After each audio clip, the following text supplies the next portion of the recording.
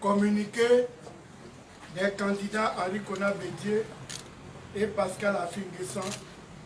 suite à la déclaration du gouvernement relative à la participation de l'opposition aux travaux de la commission électorale indépendante. Une délégation ministérielle de la CEDEAO,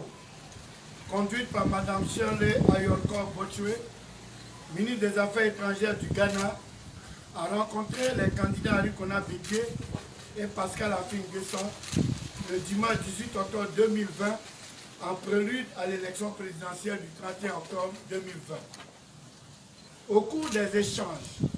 les candidats Henri Konan Bédié et Pascal Affi-N'Guessan ont rappelé les points de blocage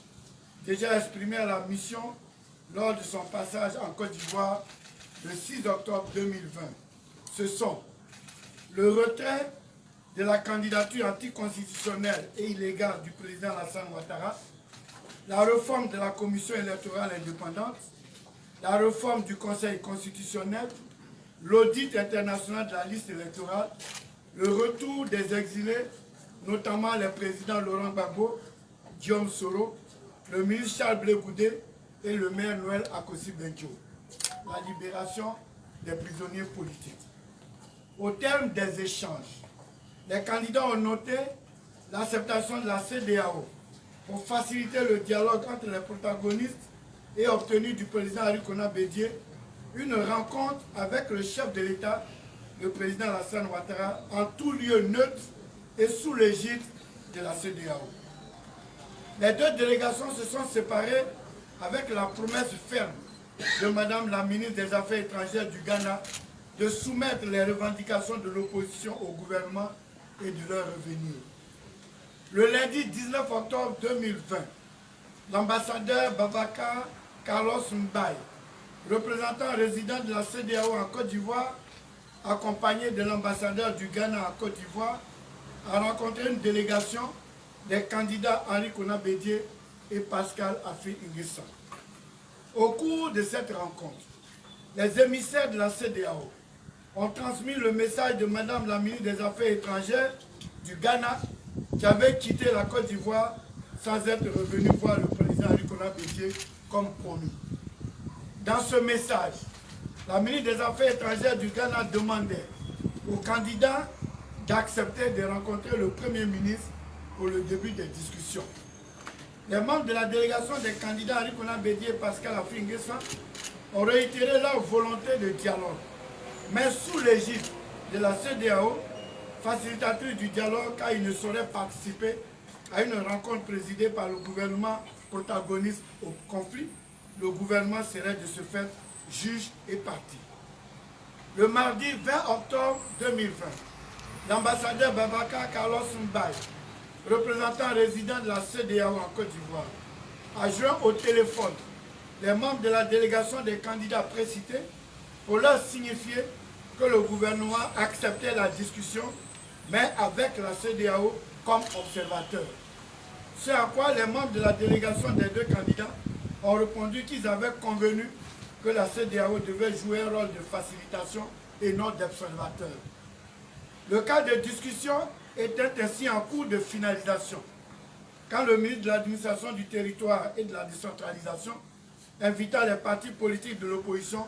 à une rencontre présidée par monsieur le Premier ministre, rencontre à laquelle les membres de la délégation des deux candidats ont refusé de participer, eu égard à ce qui précède. Mais quelle ne fut la surprise des membres de la délégation d'entendre le ministre de l'Administration du Territoire et de la Décentralisation avancer qu'au cours de la rencontre avec Madame la ministre des Affaires étrangères du Ghana,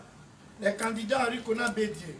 et Pascal Affi-N'Guessan auraient formulé comme demande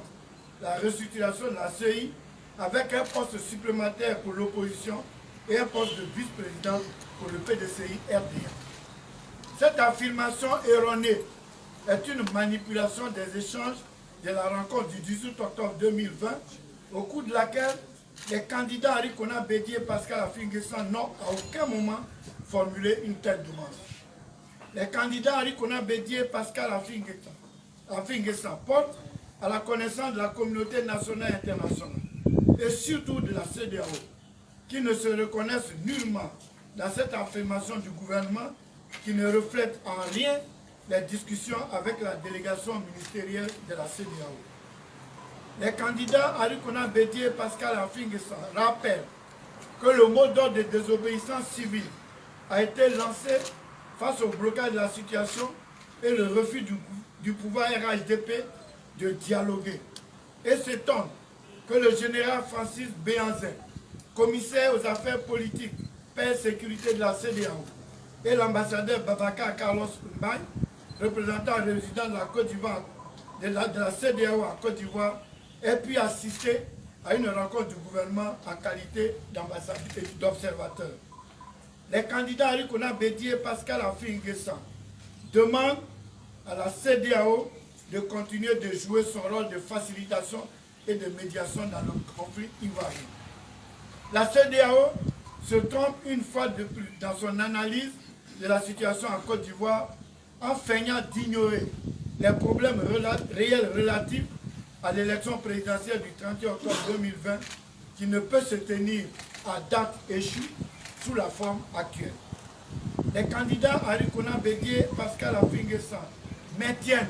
leur mot d'ordre de désobéissance civile pour le retrait de la candidature anticonstitutionnelle et illégale d'Alassane Ouattara, la réforme de la CEI et du Conseil constitutionnel, l'audit international de la liste électorale, le retour des exilés, la libération des prisonniers politiques. Les candidats Arikona Bédié et Pascal Affi-N'Guessan réitèrent leur demande de médiation internationale dans le conflit ivoirien. Fait à Abidjan, le 22 octobre 2020, pour les candidats Arikona Bédié et Pascal Affi-N'Guessan, professeur Maurice Kapou-Dikayue, directeur principal des campagnes du candidat Arikona Bédié. Je vous remercie.